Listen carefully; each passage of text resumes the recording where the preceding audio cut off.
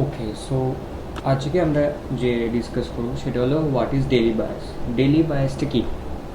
তো স্ক্রিনে যখন হয়তো দেখতে পাচ্ছি, ডেলি বায়াস মানে direction of the trend and your trade. Okay, but শুধু এটা না, শুধু ট্রেন্ডটা এদিকে আমরা দেখতেই পাচ্ছি, ট্রেন্ড যদি দেখি প্রাইস ওপরের দিকে শার্প যাচ্ছে, বাট আমরা বুঝবো কিরমভাবে যেটা ওপরের দিকেই শার্প যাচ্ছে আর মোমেন্টাম ধরে রাখবে। ওকে, সো ফার্স্ট কয়েকটা জিনিস আমাদের রুল মানতে হবে বা মেনে চলতে হবে।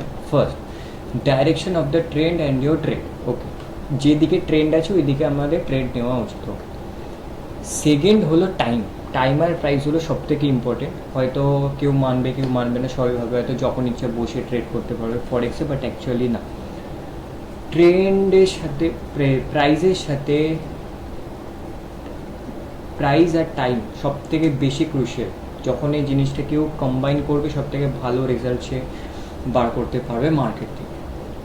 ওকে, তো আমি পার্সোনালি তিনটে ফেজ হয়, একটা হলো এশিয়ান সেশন, একটা হলো লন্ডন, একটা হলো নিউ ইয়র্ক। ফার্স্ট এশিয়ান, দেন লন্ডন, দেন নিউ ইয়র্ক।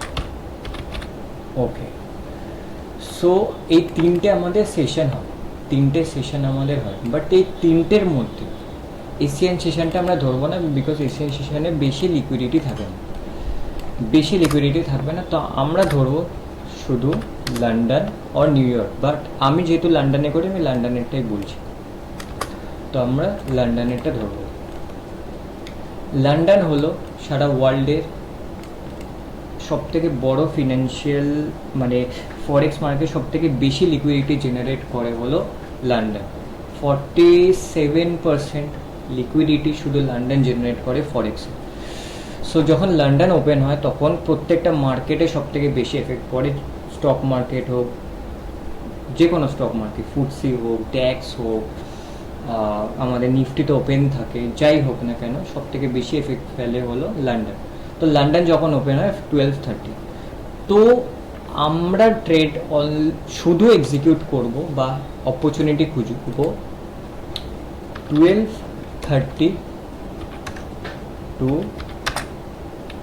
2:30 PM,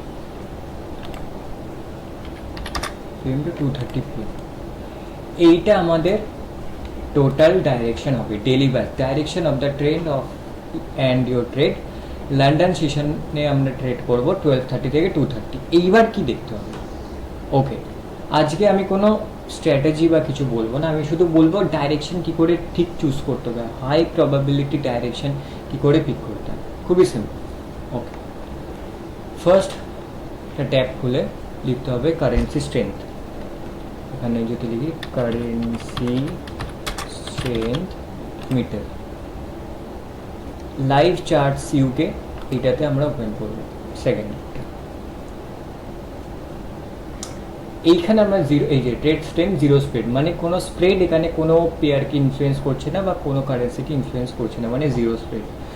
এই মুহূর্তে যদি দেখি আমরা কি করব, সিম্পল, যে সব থেকে স্ট্রং পেয়ার তাকে লং করব, যে সব থেকে উইকেস্ট পেয়ার বা উইকেস্ট কারেন্সি বা স্ট্রং পেয়ারকে আমরা লং করব, স্ট্রং কারেন্সিকে আমরা লং করব, আর সব থেকে যে উইক কারেন্সি তাকে আমরা শর্ট করব। ওকে, ইউরো সব থেকে স্ট্রং, জেপিওয়াই সব থেকে উইক, ইউএসডি সব থেকে উইক। ওকে ওকে, আমরা যদি ইউরো ইউএসডি চার্টে দেখি, যদি আমরা দেখি আমরা কটা বলেছি 12:30, তো 12:30 যদি আমরা দেখি 12:30তে যদি আমরা মার্ক করে রাখি, এইটা আমাদের 12:30 থেকে 2:30 এর মধ্যে আমরা ট্রেড নেওয়ার চেষ্টা করব, এর ভেতরে। ওকে, এর ভেতরে আমরা ট্রেড নেওয়ার চেষ্টা করব, যেহেতু আমি আইসিটি কনসেপ্টে ট্রেড করি, ওই জন্যে আমার সব থেকে ভালো যদি অপরচুনিটি দেখতে হয়, এটা শুধু ইন্ট্রাডে স্ক্যাল্পিংয়ের জন্য এইটা আমাদের একটা ভালো অপরচুনিটি। যদি যারা ফেয়ার ভ্যালু গ্যাপে তারা সব খুব ভালো একটা অপরচুনিটি 15 মিনিট, বাট আমি তো 1 মিনিট টাইম ফ্রেমে ড্রপ করে যাই। বাট এইটা আমার, বাট যারা সাপোর্ট রেজিস্ট্যান্স বা ইএমএ পুল ব্যাকে ট্রেড করে তাদের জন্য এটাই।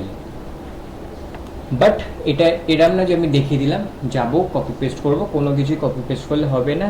ওয়ার্ল্ডের বেস্ট স্ট্র্যাটেজিও যদি কারো দেখিয়ে দেয় স্টিল এটা হবে না, বিকজ সবার জন্যে আলাদা আলাদা ক্যারেক্টারিস্টিক্স আছে, সবার আলাদা আলাদা ক্যারেক্টারিস্টিক্স। বাট এই জিনিসটা তার জন্য স্যুট করছে কিনা সেটা তাকে অনেকবার প্র্যাকটিস করতে হবে, তবে এই জিনিসটা হবে। বাট টাইম আর প্রাইস সব থেকে বেশি ইম্পর্টেন্ট। শুধু এটা না যে যখন ইচ্ছা কোনো সাপোর্টে পেয়ে গেলাম, না, টাইম আর প্রাইস। ওকে, তো ডেলি বায়াস হলো, ডেলি বায়াস আমরা এখান থেকে চুজ করতে পারি যে সব থেকে স্ট্রেংথ যার কারেন্সি আছে তাকে লং, আর যে সব থেকে উইক তাকে শর্ট করবো। আর আমরা আর একটা পেয়ার দেখি, ইউরো জেপে পেয়ার দেখি, ইউরো জেপে যদি আমরা পেয়ার দেখি,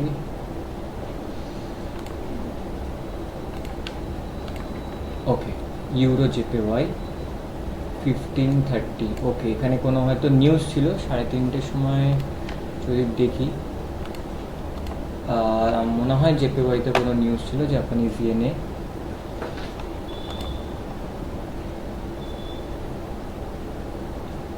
ওকে, জাপানিজ ইয়েনে কোনো নিউজ ছিল, বাট 3:30-তে এরম একটা এ ছিল। বাট ওকে, ইউরো যে জাপানিজ ইয়েন, তো আমরা দেখতে হবে জিপে ওয়াইতে এরকম হয়েছে কিনা, হয়তো ইয়েস। তো জাপানিজ ইয়েনে ফল হয়েছিল, লিকুইডিটি হান্ড বা লিকুইডিটি গ্র্যাব যেটাকে বলে। যাই হোক, এটা পরের প্রসঙ্গ।